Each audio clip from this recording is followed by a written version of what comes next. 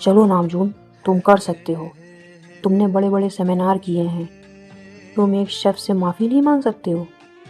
बस इतना ही तो कहना है, मुझे खेद है। नहीं नहीं, खेद बहुत औपचारिक हो जाएगा। I am sorry. तभी रेस्टोरेंट का पिछला दरवाज़ा खुलता है। जिन कूड़ा फेंकने के लिए बाहर आती है और वो नामजून की हालत देखकर चौंक जाती है। तुम यहाँ पर क्या कर रहे हो?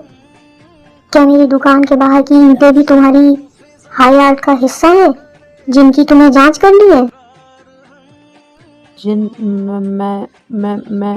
मैं यहाँ ये बताने आया था कि छाता काम नहीं कर रहा है। छाता ठीक है, तुमने इसे गलत पकड़ा है बुद्धू। तुम सच में जीनियस हो या बस एक्टिंग करते हो? अंदर आओ, वरना तुम बीमार हो जाओगे और तुम्हारे गाला में भाषण देने वाला कोई नहीं बचेगा। दोनों अंदर किचन में एक छोटे से कोने में बैठते हैं। जिन नामजून को एक गर्म तौलिया और अदरक वाली चाय का प्याला देती है। झूमर साफ हो गया जिन, लेकिन गैलरी बहुत खाली लग रही है। वहाँ अब कोई डैड जोक्स भी नहीं सुनाता है। तुम्हें तो शांति पसंद थी, है ना? परफेक्शन और शांति। मैंने गलत कहा था। परफेक्शन बोरिंग है। मैंने अपनी पूरी ज़िंदगी चीज़ों को टूटने से बचाने में बिता ली, पर मैंने कभी ये नहीं सोचा कि अगर चीज़ें टूटेंगी नहीं तो उन्हें दोबारा जोड़ने का मौका कैसे मिलेगा। तुमने मेरा झूमर नहीं तोड़ा है जिन, तुमने मेरी उस दीवार को तोड़ा है जो मैंने अपने चारों तरफ बना रखी थी। नामजून, ये तुम कह रहे हो? जिन, तुम उस सॉस की तरह हो जो किसी भी बेस्वाद चीज़ को मज़ेदार बना देती है। तुम्हारी इनडिसिप्लिन ही वह रंग है जिसकी मेरी सफ़ेद दुनिया में ज़रूरत है। मुझे माफ़ कर दो। तुम्हारे बिना ये गाला सिर्फ एग्जीबिशन होगी, लेकिन तुम्हारे साथ ये एक फेस्टिवल के जैसे होगा। सच में जिन, आई एम रियली सॉरी। वापस चलो। क्या तुमने अभी अभी मुझे सॉस से कंपेयर किया? तुम वाकई में रोमांटिक बातें करने में बहुत बुरे हो। मैंने कहा था ना, मैं कोशिश कर रहा हूँ। ठीक है, मैं वापस आऊंगी, लेकिन मेरी एक शर्त है। क्या क्या शर्त है तुम्हारी? गाला के बाद तुम्हें मेरे साथ बैठकर मेरी पसंद की एक बहुत ही बुरी कॉमेडी फिल्म देखनी होगी, बिना किसी फिलॉसफी के। मंजूर है, लेकिन क्या हम उसमें पॉपकॉर्न खा सकते हैं? बिल्कुल, और इस बार पॉपकॉर्न मैं बनाऊंगी ताकि तुम किचन न जला दो। बाहर बारिश थमने लगती है और उन दोनों के बीच कड़वाहट भी धुल जाती है।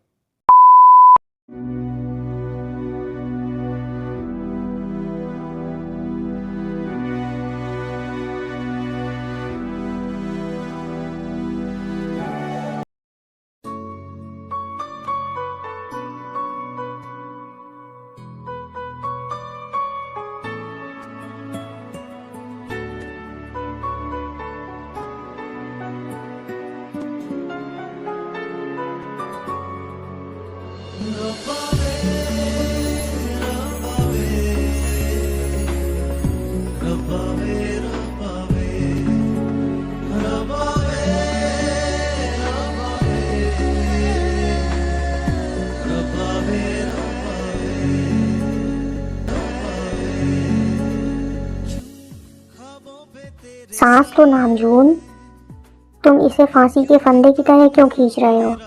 तुम हैंडसम लग रहे हो। जिन, मुझे बहुत घबराहट हो रही है। वीआईपी मेहमान आ चुके हैं। अगर मेरी स्पीच के दौरान कुछ गलत हो गया तो?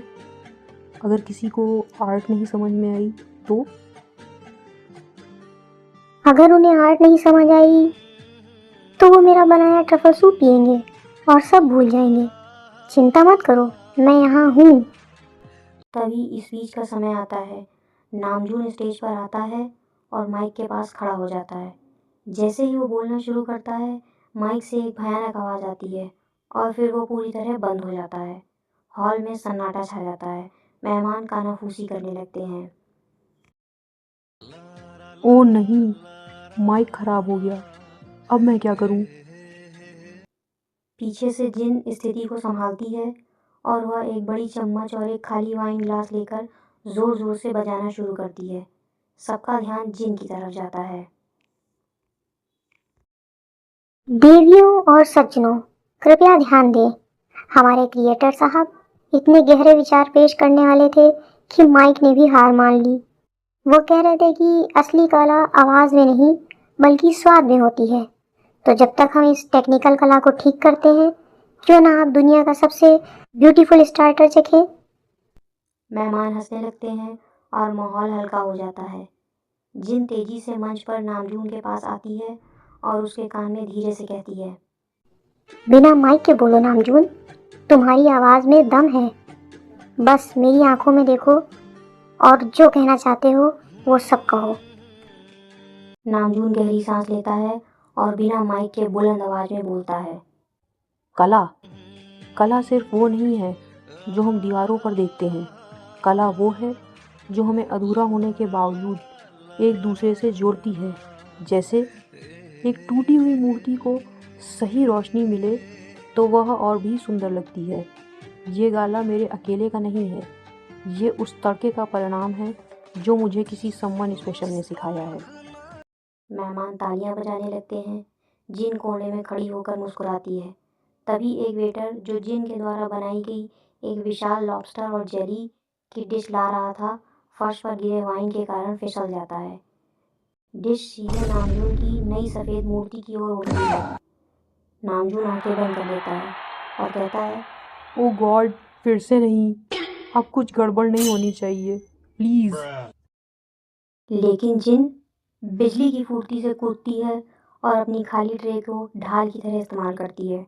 लॉबस्टर हवा में ही ट्रे पर रुक जाता है और मूर्ति बाल बाल बच जाती है। जिन एक पोज देती है। देखा, इसे कहते हैं live action cooking art. Dish को हवा में ही पकड़ लिया। तुम अविश्वसनीय हो जिन।